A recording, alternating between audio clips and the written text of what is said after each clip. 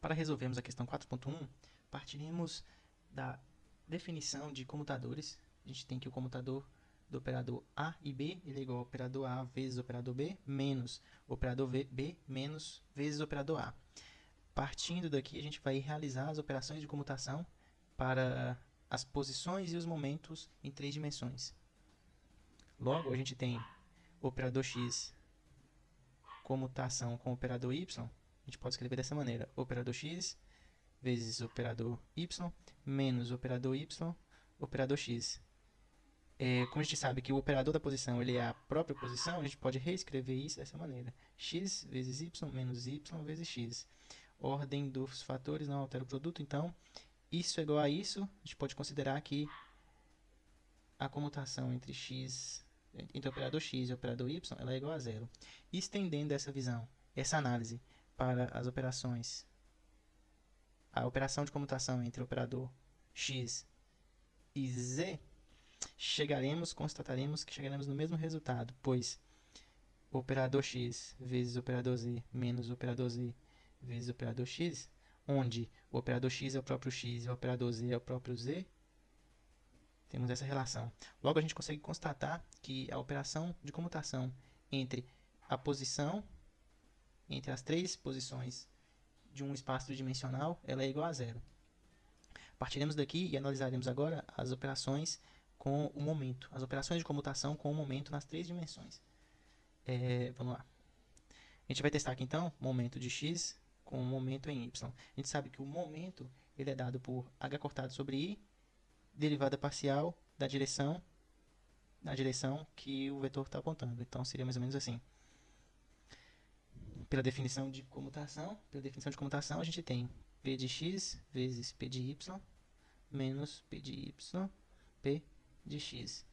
Reescrevendo os valores de p, a gente teria h cortado sobre i, derivada parcial em direção a x, vezes h cortado sobre i, derivada parcial em relação a y, menos h cortado sobre i, derivada parcial em relação a y, vezes h cortado sobre i, derivada parcial em relação a x. De cara aqui, o que a gente pode fazer é colocar em evidência esses caras. Então, a gente ficaria com h cortado ao quadrado, i ao quadrado, vezes derivada parcial de x, vezes derivada parcial de y. Igual, fecha parênteses, que a gente teria de novo h ao quadrado, i ao quadrado, vezes derivada parcial de y, vezes derivada parcial de x. Se a gente colocar esse cara e esse cara em evidência, a gente tem que multiplica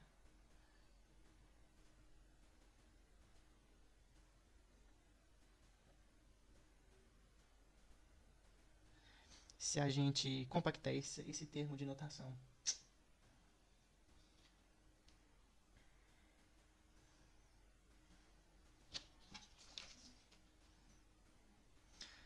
Compactando esse termo de derivadas num único termo, a gente pode chegar na seguinte expressão: h cortado 2 quadrado, a gente ficaria com a derivada segunda em relação a x e y, menos a derivada segunda em relação a y e x. Esse termo a gente pode considerar que ele é zero, já que este termo é igual a esse. A ordem da derivada não altera o valor da derivada parcial. Então a gente teria aqui h cortado menos h cortado vezes zero seria igual a p de x, p de y.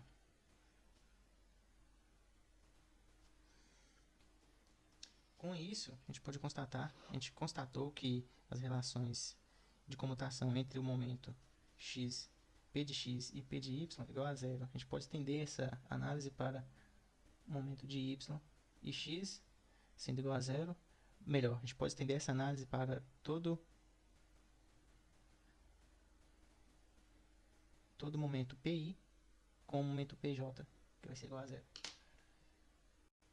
Para realizarmos o cálculo da operação de comutação entre o operador posição e momento, a gente vai precisar de uma função f de teste que a gente vai usar para poder realizar essas demonstrações. Então, o operador x comutado com o operador P de x, a gente vai precisar de uma função f de teste para a gente demonstrar o resultado final dessa operação de comutação.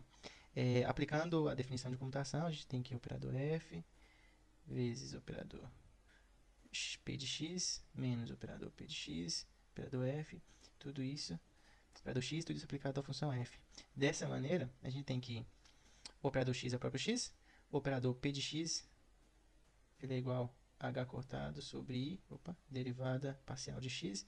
Então, a gente vai ter h cortado sobre i, derivada parcial de x, menos h cortado sobre i, derivada parcial de x, f, tudo isso aplicado em f. A gente fazer a distributiva, a gente vai ficar com x h cortado, derivada parcial de x aplicado em f, menos h cortado sobre i, derivada parcial de x aplicado em fx.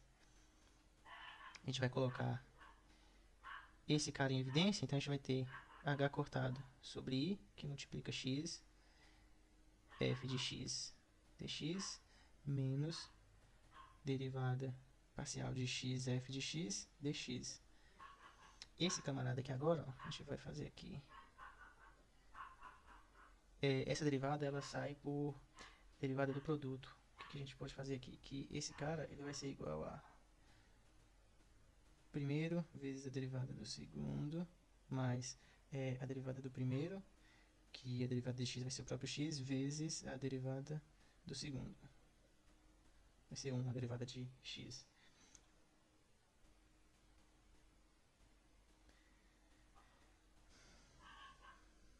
Espera aí. Vamos refazer isso aqui então. Ó. Derivada do produto, ela vai ser igual o primeiro vezes a derivada do segundo, mais derivada do primeiro, que vai ser 1, vezes o segundo. Então, a gente tem isso.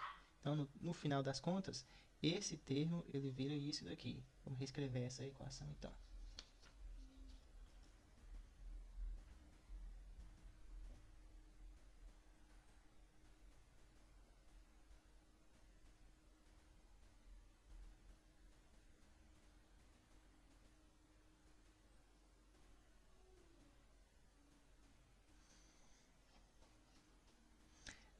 Esse termo ele é igual a esse, então a gente consegue eliminar esses dois termos. A gente fica então com menos h cortado sobre i f. Para a gente chegar no mesmo resultado que a questão pede, a gente vai multiplicar em cima e embaixo por i. A gente vai ter então i h cortado f. Lembrando que esse f ele é uma função de teste. Nas nossas relações, esse f ele não aparece. Então, o resultado seria i h cortado. Avaliaremos agora a relação de comutação entre o operador x e o operador p de y. Vamos usar a mesma função de teste para verificarmos essa relação de comutação e vamos fazer a expansão desse comutador. Então, a gente vai ter comutador de operador x vezes operador p de y, menos operador p de y, operador x, tudo isso aplicado à nossa função. Reescrevendo esses operadores, a gente vai ter x vezes h cortado sobre i, derivada parcial em relação a y, menos derivada parcial em relação a y, falta aqui o h cortado sobre i, vezes x, tudo isso aplicado em f. Fazendo a distributiva, a gente tem x, h cortado sobre i, derivada da função em relação a y, que é a y, menos h cortado sobre i, derivada parcial em x. Colocando em evidência esse cara, a gente vai ter que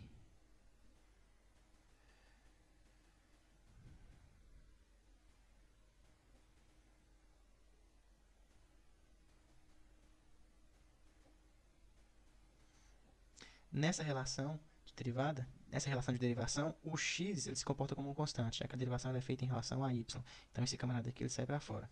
Como é que ficaria aqui, então? h cortado sobre i, vezes x, que multiplica a derivada em relação a y, menos x, que multiplica a derivada da função em relação a y.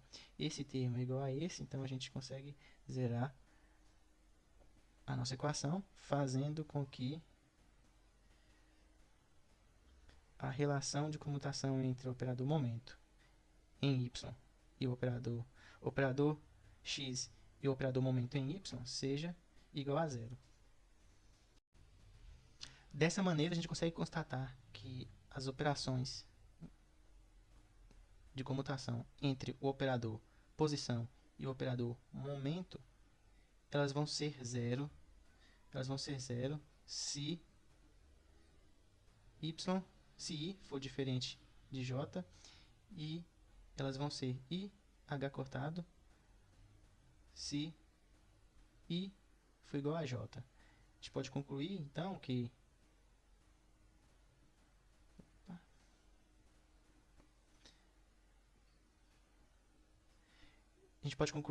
a relação de comutação entre a posição i e o momento j ela é igual a i vezes h cortado delta de Kronecker de i e j.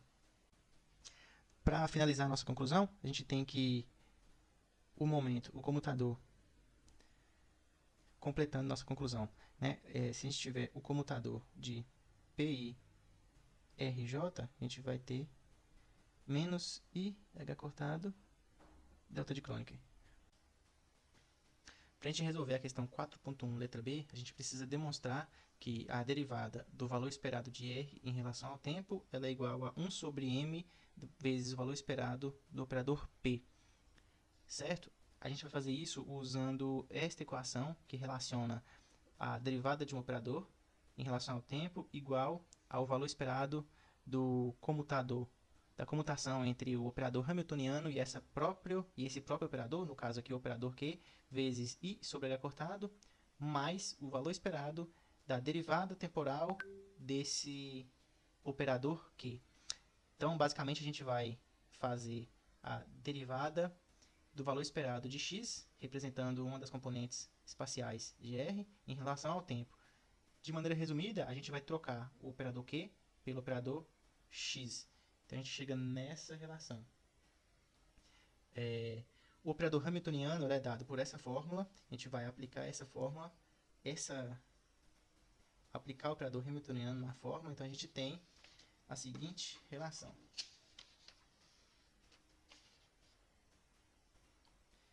O operador hamiltoniano está escrito da forma explícita, comutado com o operador x mais o segundo termo, que é o valor esperado da derivada temporal da componente espacial x. E esse termo, por ser uma derivada temporal em relação a uma variável espacial, ele zera. Então a gente teria que resolver somente este lado da equação, este termo da equação. Fazendo a expansão aqui dos nossos operadores, da nossa comutação, a gente chega na situação de que a comutação de v e x, a gente já sabe que ela é igual a zero, então resta a gente resolver, de novo, essa outra parte da equação, onde a gente fala que a gente tem o comutador de p ao quadrado sobre 2m com o operador x, certo? A gente vai tirar para fora aqui esse 1 sobre 2m, né? A gente tirou ele aqui para fora. A gente vai explicitar o p quadrado escrevendo a equação dessa maneira. E aqui a gente chega na segunda relação, que é essa daqui. Se a gente tem a multiplicação de dois operadores comutando com um terceiro operador, a gente pode escrevê-los desta seguinte maneira. Então a gente tem aqui o primeiro p se refere ao primeiro operador, o segundo p se refere ao segundo operador e o x se refere ao terceiro operador. Reescrevendo esses operadores, a gente tem essa composição de operadores. O terceiro ponto é que a gente sabe que o operador x comutado com o operador p é igual a i h cortado. E o operador p comutado com o operador x, ele é igual a menos i h cortado. A gente vai aplicar esse valor, né? A gente vai fazer a alteração desses valores na equação anterior. Então, a gente teria essa relação para continuar resolvendo a solução. Colocando em evidência aqui, então, esse termo com esse termo, a gente chega nessa situação, a gente consegue simplificar esse 2 com esse 2, tirando para fora do cálculo do valor esperado o i H e o M, a gente tem essa situação. O IH cortado ele é do começo. Esse termo aqui saiu do valor esperado, saiu do cálculo do valor esperado. E se a gente simplificar esse cara com esse cara, multiplicar I com I, vai dar menos 1 vezes o menos desse I, a gente chega no valor positivo para I. Então a gente constata que a derivada de x, derivada do valor esperado de x em relação ao tempo, ela realmente é igual a I 1 sobre M, valor esperado de P. A segunda parte da questão 4.1, letra B, pede para a gente demonstrar que a derivada do valor esperado do operador P em relação ao tempo é igual ao valor esperado de menos o gradiente do potencial. Para isso, a gente vai usar a mesma equação que a gente usou, que determina que a derivada do valor esperado de um operador Q em relação ao tempo é igual a essa equação aqui. A gente sabe que o operador hamiltoniano tem esse formato e o operador momento tem este formato. Substituindo, né, no caso aplicando esses valores, a gente chega nessa equação aqui. Ou seja, a derivada do valor esperado do momento em relação ao tempo é igual a I sobre H cortado vezes o valor esperado da comutação entre o hamiltoniano e o momento, mais o valor esperado da derivada do momento em relação ao tempo. Isso implica, a primeira coisa, que esse camarada aqui, ele vai zerar, já que o P não tem dependência explícita do tempo, então está aqui, a gente zera esse termo. Esses dois termos a gente faz a distributiva e a gente chega na seguinte situação. Comutação entre P quadrado e P, que a gente cai nessa situação que a gente viu na questão, na primeira parte da questão 4.1, onde a gente tem multiplicação do operador Q, do comutador entre o operador P e P, e um outro termo que a gente também tem, o comutador entre o operador P e P, onde os dois são zero. Então, esse primeiro termo ele zera por conta da comutação desses dois operadores P. Só resta, então, a gente calcular a comutação do potencial e o nosso momento P.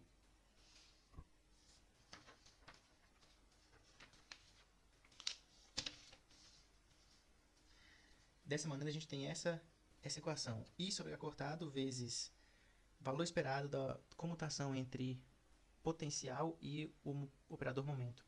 A gente sabe que uma função, um f de x qualquer, comutado com o operador momento, ele é dado dessa maneira. Então, a nossa sequência da resolução é dada por essa fórmula. I sobre H cortado, que multiplica o valor esperado de IH cortado vezes a derivada parcial do momento em relação à componente x. A gente vai tirar esses dois termos aqui para fora do valor esperado. A gente tem essa situação, a gente consegue cortar H cortado com H cortado. O I vezes I dá menos 1.